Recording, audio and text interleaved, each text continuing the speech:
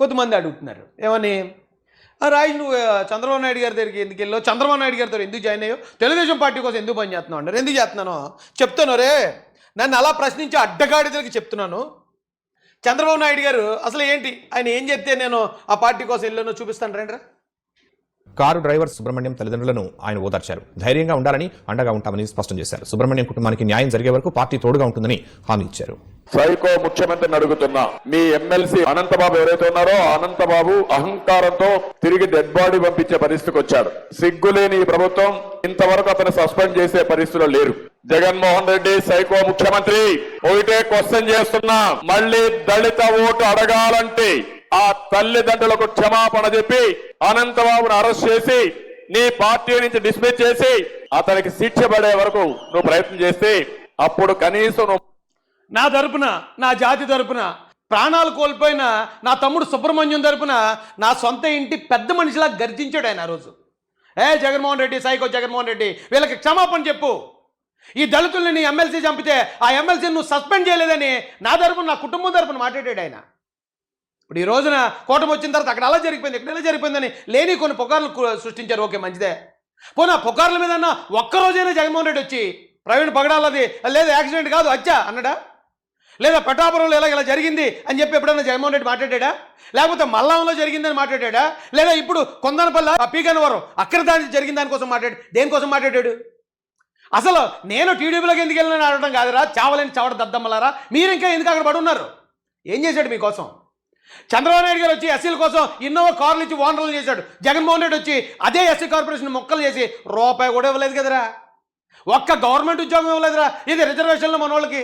లోకేష్ గారు వచ్చి రావడంతో 16,000 టీచర్ ఉద్యోగాలు, అందులో 15% ఎస్సీలకు వస్తాయిరా ఉద్యోగాలు. పోలీసు ఉద్యోగాలు 6,000, అందులో 15% ఎస్సీలకు వస్తాయి. అరే వీళ్ళు డైరెక్ట్గా జాతికి ఇంత మేలు చేస్తా ఉంటే ఎందుకున్నావు నువ్వు అక్కడ ఉండాల్సిన పని ఏంటి?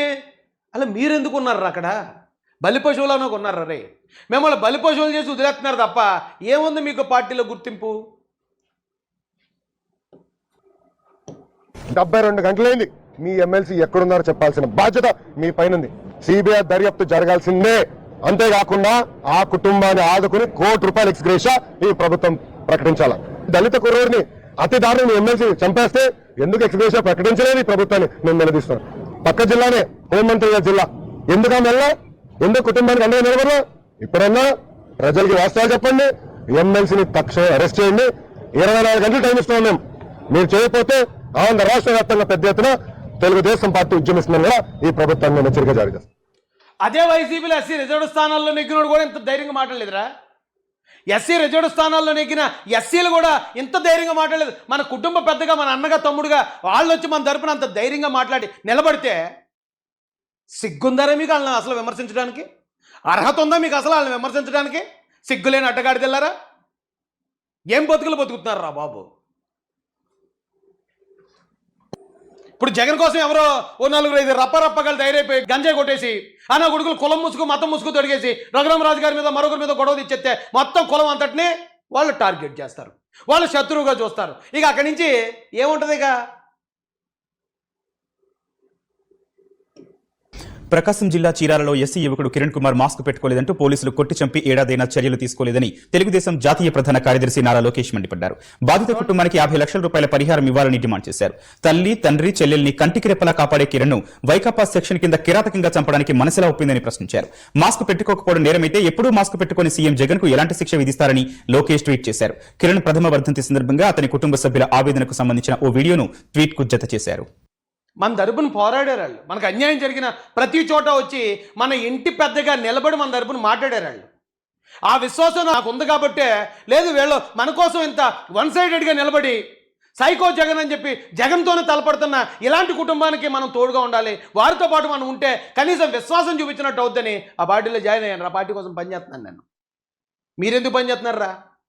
ఎందుకు చేస్తున్నారు? ఒరే మీకు అందరికీ మాట చెప్తాను రా, వైసీపీలో ఇప్పటికీ జగన్ కోసం ఇలాంటి అల్లర్లు చేసి రప్ప అని చెప్పి కత్తులు పట్టుకుని తిరిగి, లేకపోతే పొట్టేళ్ళన్నరికి బొక్కలకు వెళ్ళిపోతున్న ప్రతి సైకోగాడికి, ముఖ్యంగా దళిత కులంలో ఎందుకు పనికి రాకుండా కేసులు లేకపోతే దాడులకు గురయ్యే తింగరనాయాలకు చెప్తున్నాను నేను.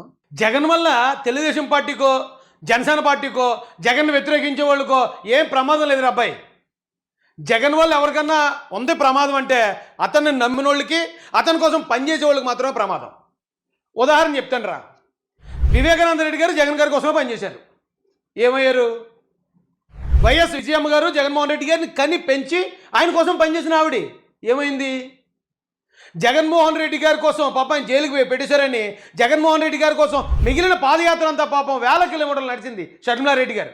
ఏమయ్యారు? జగన్మోహన్ రెడ్డి గారి కోసం క్రైస్తవుల్ని, పాస్టర్లని, నాలాంటి వాళ్ళని అందరినీ ఏకం చేసి 2019లో ఆయన గెలుపుకు కారణమైన బ్రదర్ అనిల్ ఏమయ్యాడు? జగన్మోహన్ రెడ్డి గారి కోసం పనిచేసిన ఐఏఎస్ శ్రీలక్ష్మి గారి దగ్గర నుంచి మొన్న సస్పెండ్ అయిపోయి మొత్తం పరండాల పాలైపోయిన డీజీపీలు, ఎస్పీలు, ఎస్ఐలు వీళ్ళందరూ జగన్ గారి కోసం పనిచేసిన వాళ్ళే. ఏమయ్యారు? కల్లాసర అబ్బాయిలు. ఇప్పుడు కూడా ఎస్సీల్లో ఎవరైతే జగన్ గారి కోసం బట్టలు చింపుకుంటూ మేము కాపులతో గొడవెట్టుకుంటామండి, మేము హిందువులతో గొడవెట్టుకుంటామండి, మేము అగ్ర కులాలను తిట్టేస్తామండి, మీ దగ్గర మీ మెప్పు కోసమని ఎవడైతే తిరుగుతున్నాడో మడిసిపోయేది మీరే. మీరే పోతారు. దానికోసం జగన్ ఒక్క మాట కూడా మాట్లాడడం, మిమ్మల్ని పరామర్శించడానికి కూడా ఆయన రాడు. ఇప్పటిదాకా రాలేదు. నేను ఇన్ని ఆధారాలు చూపించాను. చంద్రబాబు నాయుడు గారు, లోకేష్ గారు వన్ సైడ్ మాట్లాడారు.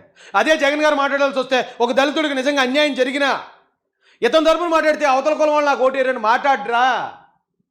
గరగపరి విషయం జరిగినప్పుడు మనమందరం అప్పుడున్న గవర్నమెంట్ మీద, తెలుగుదేశం మీద బాబు ఎలా జరిగింది, అన్యాయం జరిగింది, అది ఇది అని మాట్లాడుతుంటే జగన్ గారు ఏం చేయాలి? అప్పుడు డైరెక్ట్గా దళిత కాలనీకి వచ్చి ఏంటి వెళ్ళి ఖచ్చితంగా దీనికి కారణమైన వాళ్ళని అరెస్ట్ చేయండి అని చెప్పడా? చెప్పాలి, కానీ చెప్పలేదుగా. ఎక్కడికి వెళ్ళాడు ఆయన? అవతల బలరామరాజు గారు ఎవరు ఉన్నారు ఆయన దగ్గరికి వెళ్ళి ఏం లేదండి సామరస్యంగా ఉండండి, మీరు ఒకటి కదా, నేను కాంప్రమైజ్ చేస్తా అన్నాడా? దళితులకు అన్యాయం జరుగుతున్నప్పుడు మాట్లాడాల్సిన ఓట్లు వేసుకుని గెలిపించుకుని వాళ్ళ నాన్నగారి దగ్గర నుంచి ఎస్సీ మాల ఓటింగ్ అంతా అయిందే. మొన్న 2024లో మాలాంటి వాళ్ళు వచ్చాక కొంచెం చీల్చి బయట తీసుకొచ్చాం. అప్పుడు దాకా వాళ్ళదే కదా ఓటింగ్ అంతా. ఇప్పుడు ఎవరు స్పందించాలి? దళిత జాతి మీద అన్యాయం జరిగినప్పుడు, ముఖ్యంగా మాలలకో లేకపోతే మాల క్రైస్తవులకో, మాది క్రైస్తవులకో అన్యాయం జరిగినప్పుడు ఫస్ట్ మాట్లాడాల్సిన బాధ్యత ఎవరిదే? జగన్ది. జగన్ అడగరు. రాయేష్ ఎందుకు మాట్లాడలేదు? కూటమిలోకి వెళ్ళాక మాట్లాడలేదు.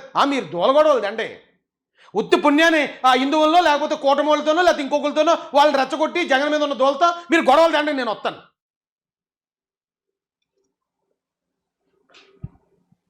డాక్టర్ సుధాకర్ కుటుంబ సభ్యులను పరామర్శించారు టీడీపీ జాతీయ ప్రధాన కార్యదర్శి నారా లోకేష్.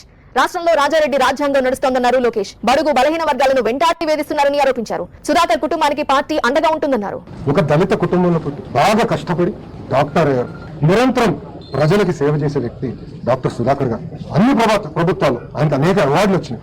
అలాంటి వ్యక్తి కోవిడ్ మొదటి వేవ్లో బాధతో, ఆవేదనతో బయటకు వచ్చి మాకు సరైన పీపీ కిట్లు ఇవ్వట్లేదు, మాస్కులు ఇవ్వట్లేదని ఏడుస్తూ మాట్లాడినందుకు ఆయన పైన దారుణంగా కేసులు పెట్టి ఏకంగా ఆయన్ని పట్టుకెళ్లి గుండు గీయించి వెనకాల చేతులు కట్టేసి విశాఖపట్నం రోడ్ల పైన పిక్చర్ లాగా చేసింది ఈ ప్రభుత్వం. డాక్టర్ సుధాకర్ గారు. జగన్ గారు ఎలా మాట్లాడింది, ఎస్సీల కోసం మాట్లాడింది ఒక్కటి చూపించండి చాలు. ఒక్క వీడియో చూపించండి రా బాబు. ఇంత పబ్లిక్గా డైరెక్ట్గా వచ్చి సొంత కుటుంబ సభ్యుల కోసం మాట్లాడినట్టు పోరాడారు రా రోజున చంద్రబాబు నాయుడు గారు, లోకేష్ గారుని. వాళ్ళని ఆడిపోసుకుంటే మట్టు కొట్టిపోతారు ఎదవల్లారా.